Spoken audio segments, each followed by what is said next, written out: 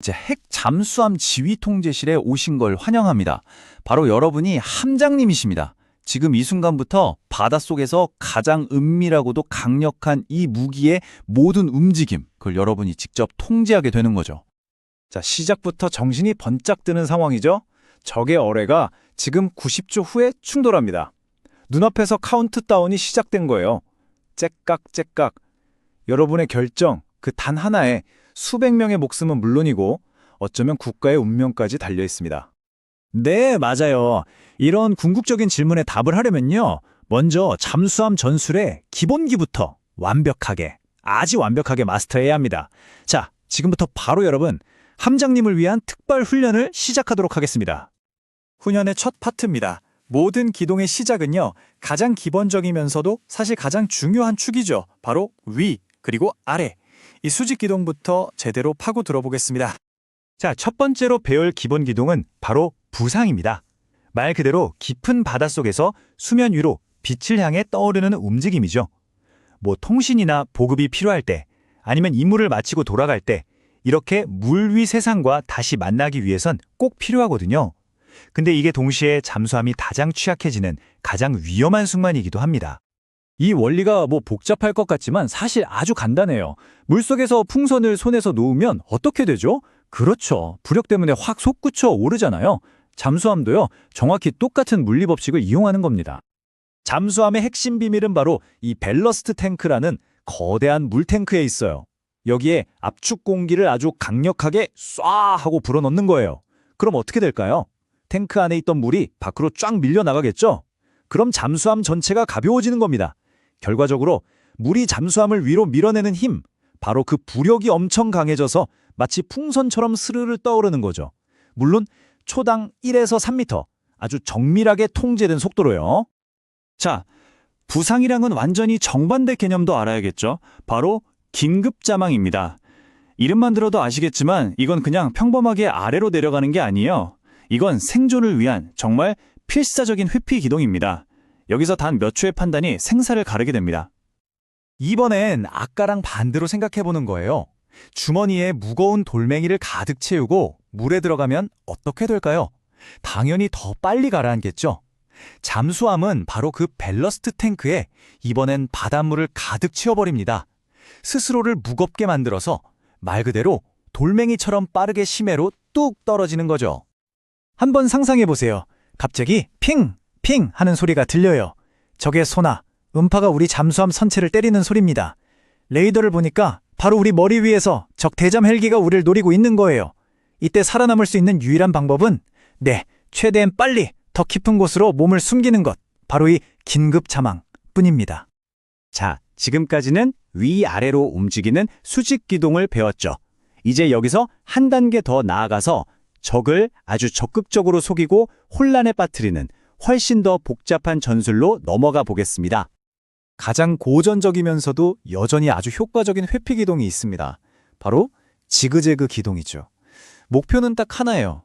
요즘 어리들은 그냥 쫓아오는 게 아니라 데이터를 기반으로 저 잠수함이 다음에 저기로 가겠구나 하고 예측해서 간단 말이죠. 바로 그 정교한 예측 계산 자체를 완전히 무너뜨려버리는 겁니다. 어릴 때 술래잡기 하던 거 한번 생각해 보세요. 술래한테 쫓길 때 일직선으로 쭉 도망가면 어떻게 되죠? 금방 잡히잖아요. 그래서 우리가 본능적으로 막 좌우로 방향을 꺾으면서 술래를 따돌리죠? 잠수함의 지그재그 기동, 정확히 똑같은 원리입니다. 와, 이 숫자 좀 보세요. 50% 이상. 이게 뭘 의미하냐면요. 그냥 좌우로 방향을 트는 이 간단한 움직임 하나만으로도 적 어뢰가 우리를 맞힐 확률을 절반 이하로 뚝 떨어뜨릴 수 있다는 겁니다. 이건 그냥 운에 맡기는 게 아니에요. 생존 확률을 그야말로 극적으로 높이는 아주 치밀하게 계산된 전술인 거죠.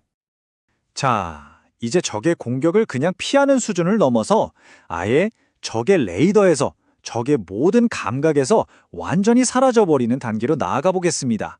한마디로 바닷속에 유령이 되는 법을 배워볼 시간입니다. 잠수함에게 소리는 곧 나 여기 있다는 존재의 증거입니다. 그래서 정숙항해라는 건 바로 그 존재 자체를 지워버리는 최고의 은신 기술이라고 할 수 있죠. 이건 그냥 함장이 조용히 해 한다고 되는 게 아니에요. 수백 명이나 되는 승무원 모두가 완벽한 규율과 통제 아래 하나가 되어야만 가능한 그런 경지입니다. 정수 강해 모드로 딱 들어가면요. 잠수함은 말 그대로 숨을 죽입니다. 저 표를 보세요. 120데시벨이나 하던 거대한 프로펠러 소음이 속삭이는 수준인 40데시벨까지 줄어들고요. 냉각 펌프 같은 필수 장비도 일단 꺼버립니다. 심지어 승무원들은 발소리 하나 내지 않으려고 조심하면서 자기 존재 자체를 지워버리는 거죠. 도서관보다 조용하다. 이게 어느 정도냐면요. 최신 핵잠수함이 정숙 항해를 하면 진짜로 도서관보다 더 조용해져요. 그럼 적의 소나 스크린에서는 어떻게 보일까요? 그냥 바닷속의 자연스러운 배경소음이랑 구별이 안 되는 거예요. 존재하지 않는 목표가 되어버리는 거죠. 자, 그런데 자연이 만들어준 완벽한 은신처도 있습니다. 바다라는 게 그냥 거대한 물덩어리가 아니거든요. 여름날 수영장에 들어가 보면 위에는 물이 따뜻한데 발밑은 차갑잖아요. 바다도 똑같아요. 햇빛을 받는 위쪽은 따뜻하고 깊은 곳은 차가운 층으로 나뉘어 있습니다.